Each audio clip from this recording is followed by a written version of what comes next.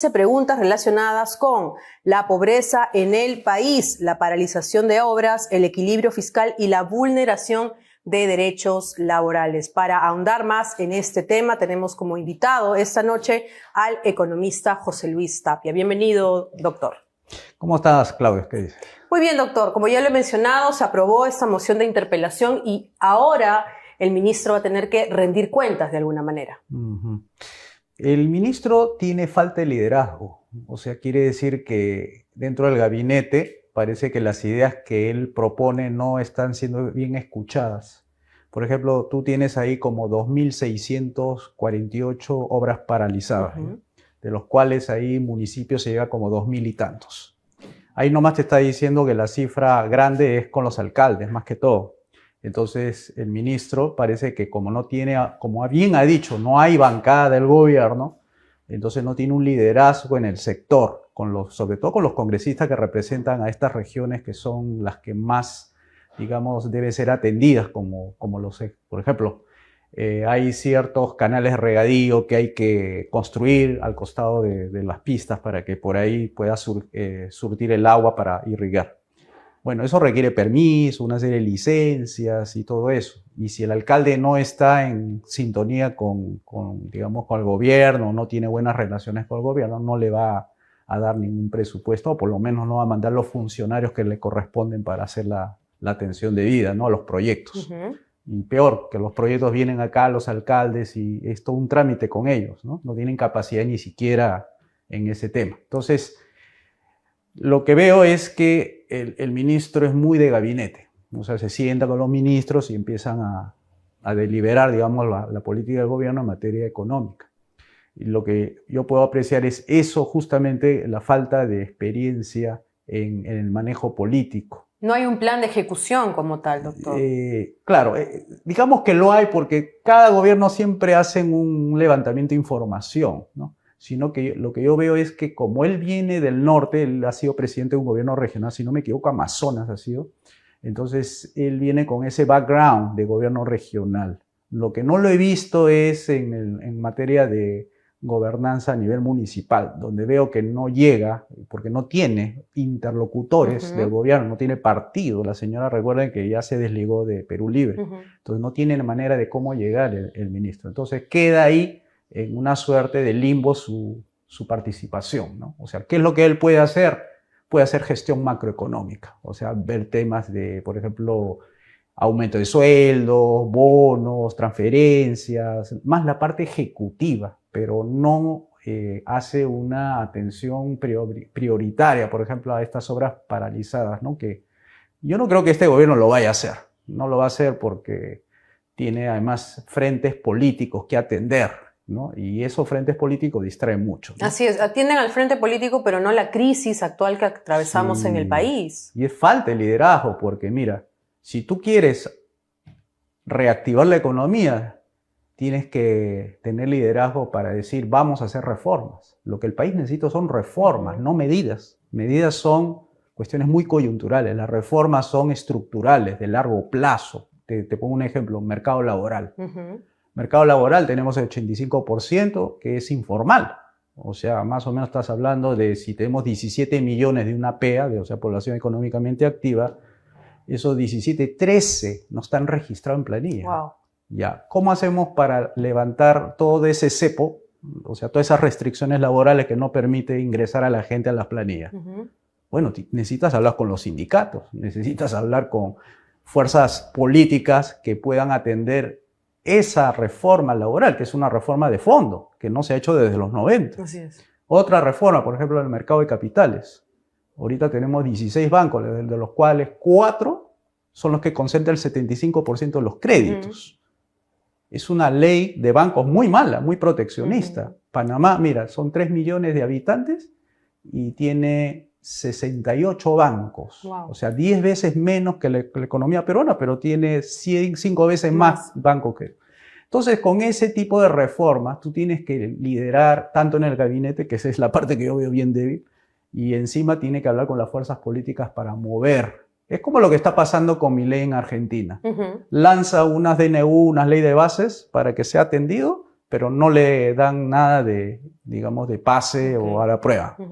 Porque es la ley finalmente. Lo que tiene que hacer el ministro es derogar leyes, mandar paquetes legislativos a fin de derogar, no incrementar, sino lo que tenemos en el Perú es más o menos 21.000 leyes que son malas. O sea, son 32.000 leyes, de las cuales 21.000 son malas. O sea, atentan contra la economía, la inversión, el empleo y todo eso. Imagínate tremenda carga en cuestiones estructurales que tiene que hacer. Mercado laboral, mercado de capital, el mercado de recursos naturales.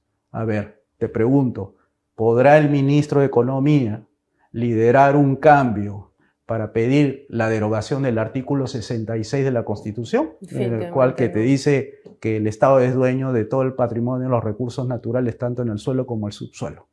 Eso requiere votación, requiere liderazgo. Pero si no tiene liderazgo, obviamente eso queda, pues, como usted ya lo ha mencionado, en el limbo. Sí. Si él ahora no tiene una participación activa, porque claro, vemos que lo hace de manera, como ya lo he dicho, de repente más administrativo, a un nivel que se entienda mejor la figura, ¿qué es lo que le recomendaría hacer? ¿Qué es lo que podría él, dentro de su escaso intento por hacer algo que no vemos nosotros los peruanos, que lo haga? ¿Qué es lo que él podría hacer de manera efectiva, aunque sea algo pequeño, que digan, bueno, pues no fue un saludo a la bandera, su postura como ministro, sino más bien trató, intentó y, aunque sea algo, dejó en evidencia de que sí lo hizo? Equilibrio fiscal. Ahí tenemos un problema. Salió hace poco un ex ministro de Economía que está en el Consejo Fiscal que le decía al gobierno, señores, arreglen bien la situación fiscal, que se le está yendo de las manos, se está pasando del rango meta, era 2% y ustedes están ya por el 3 punto y tantos.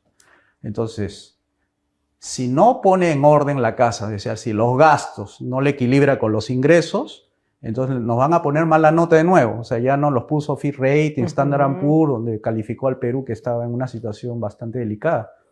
Entonces, si va a seguir con eso de desequilibrio, es decir, que los gastos superen a los ingresos, vamos a tener mala nota de aquí para adelante y eso tiene una repercusión en las tasas de interés. Cualquier persona que va al banco va a ver incrementado ahora su tasa de interés y no va a poder sacarlo barato. Entonces, ahí el ministro, ¿qué tiene que hacer? Tiene que, primero, hablar con todos sus ministros, de nuevo, liderazgo. Tiene que persuadirlo, decir, señores, ustedes de acá del Ministerio de Inclusión Social, no gasten por encima de este tope que le hemos puesto, y así. Cada ministerio tiene que tener su rango de no gastar más de lo que tiene. Y eso implica, pues, pelearse ahí dentro del gabinete, y tiene que tener apoyo de la presidenta para hacer eso, ¿no? Porque si no tiene liderazgo, menos la presidenta va a quemarse con él. Ya casi se quema con el ministro de Economía, cuando dijo de que no tenía bancada y ya tuvo que salir a decir que realmente ella es amiga de todos, ¿no?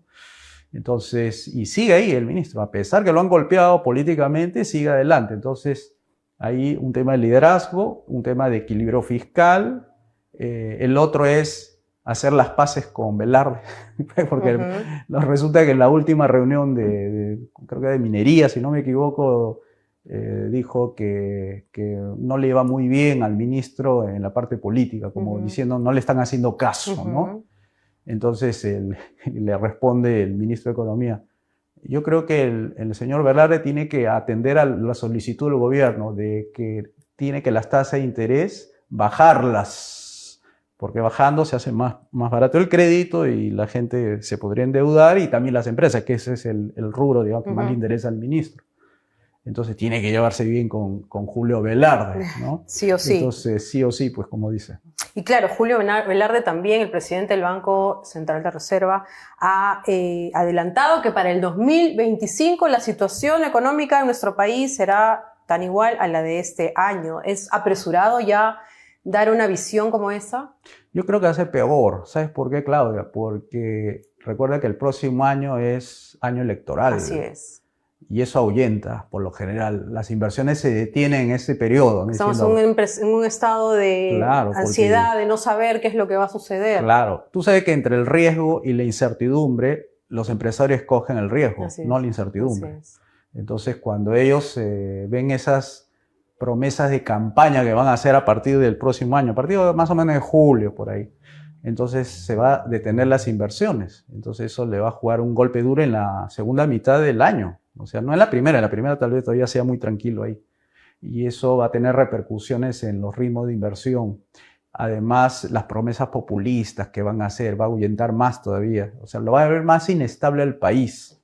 Entonces, yo creo que ahí va a tener que, bueno, el gobierno de Boluarte también pende un hilo. Totalmente. Es un tema ahí porque yo no entiendo bien cómo puede manejarse en un hilo así pendiente, porque ahora están hablando de si el que va a entrar como presidente del Congreso puede terminar si aceleran la caída de Boluarte, porque están jugando a si entra el señor el militar, no recuerdo su nombre, Unidad y Paz, Quiabra. No sé, Quiabra.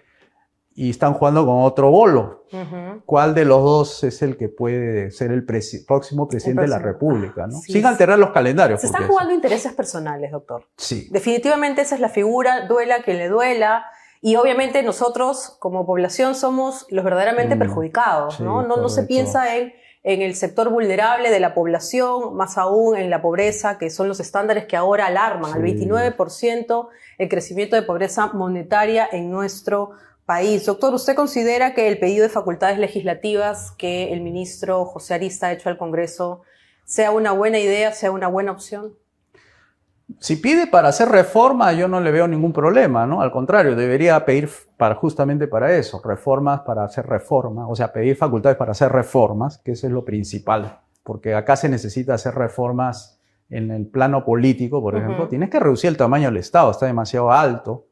Luego tienes que hacer reforma económica, abrir todos los mercados, privatizar, desregular. Luego tienes la reforma educativa, que también tienes que elevar la calidad. Luego en la salud, es otro tema también. Y en la parte de pensiones. Esa parte de pensiones, ¿se va a caer esta nueva reforma? Porque yo veo una oposición terrible. Yo veo en todas las redes y todos están contra la reforma porque le están diciendo a la gente, así te vaya mal a ti el próximo año o los siguientes meses, no vas a poder retirar tu dinero para nada. Y es su dinero. Y eso es un problema. Yo no sé qué tienen las AFP en la cabeza. Se quiere... Y lo peor de todo es que ese comportamiento bastante egoísta de las AFP nos va a llevar a que hayan voces y dicen, bueno, como el sistema privado ha fracasado, me voy al sistema público. Vamos a potenciar la ONP y la vamos a convertir en una AFP estatal, pero eso sí va a haber una innovación ahí. Van a hacer que las cuentas sean individualizadas. O sea, van a copiar el modelo privado, lo van a estatizar, nos van a robar los fondos, porque eso es lo que va a pasar.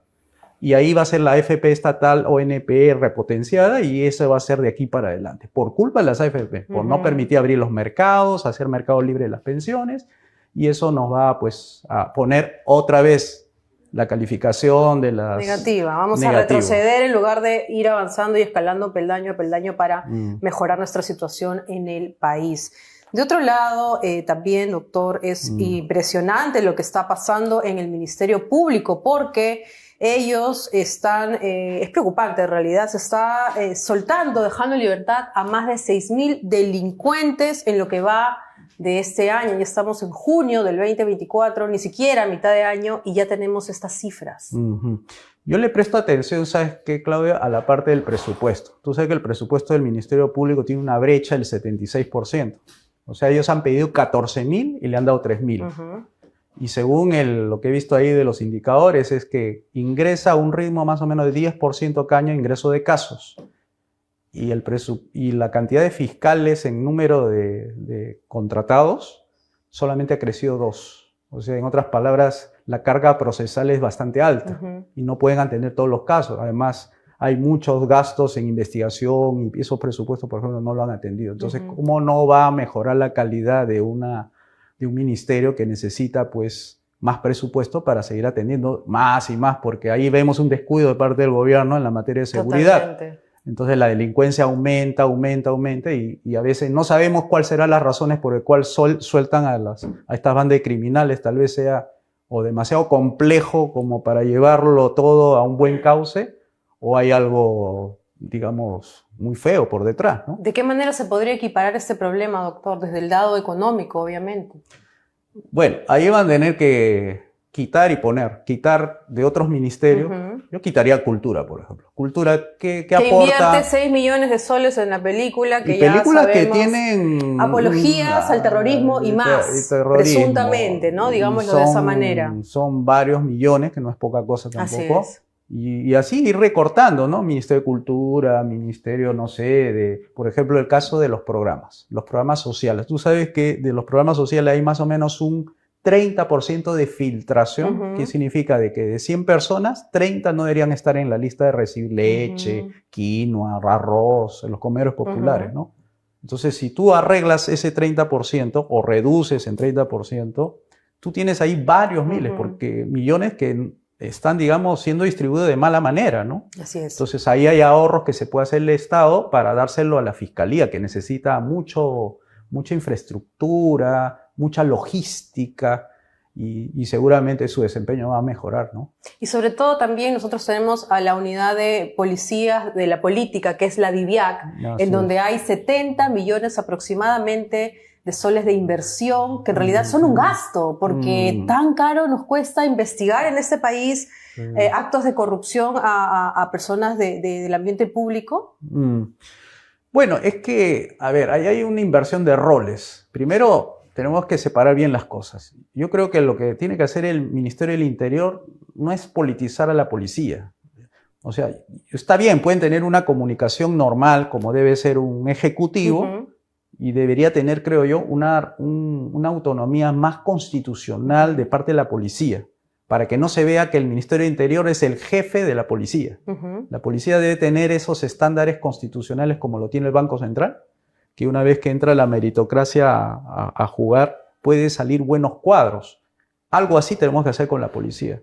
O sea, volver una isla de eficiencia. Pero para eso tenemos que hacer reformas, de nuevo. La reforma política comprende la reforma del sistema judicial, que tiene más o menos 3 patas, ¿no? Poder judicial, fiscalía y policía. Entonces tenemos que hacer esa reforma enfocada en la víctima, porque acá toda la justicia está enfocada en el victimario. Así es, en favor de la delincuencia, se dice con todas sus letras. Más preocupados están en cómo engordar al sujeto que va a estar en la cárcel, dónde lo van a poner. Entonces, ese tipo de enfoque hay que cambiarlo por el de la víctima, porque la víctima finalmente pierde su familia, pierde a un hijo, pierde por la delincuencia y nadie está preocupado por eso, sino por el otro lado, ¿no?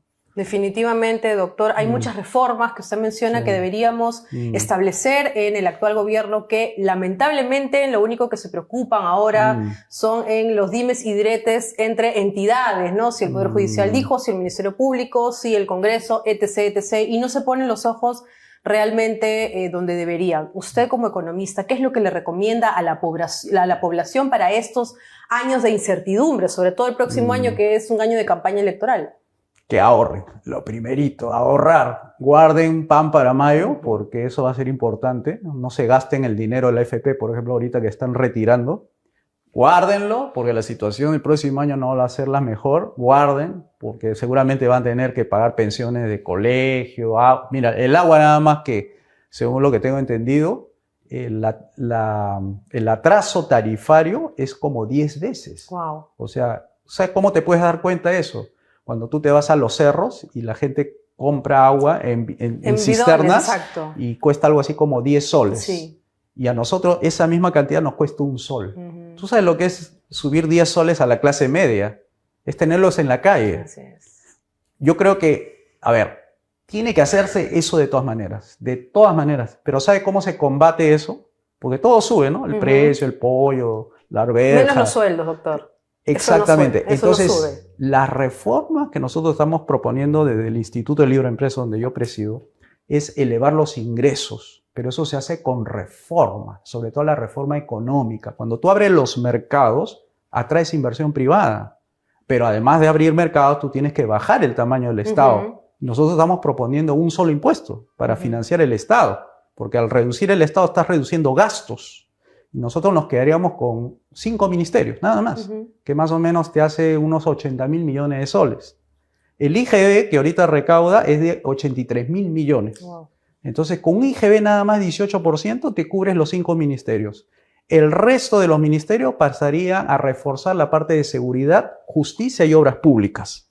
O sea, todos los empleados públicos que ahorita están en otros ministerios tendrían que ser trasladados a los otros ministerios para que crezca. O sea, lo que hace falta en el Perú es justicia, seguridad y obras públicas. Y ahí es donde no ha crecido el Estado. Ha crecido en otras que la gente no necesita. Exacto. Entonces, eso se hace con reforma política. Y esa reforma política implica disminuir el tamaño del Estado.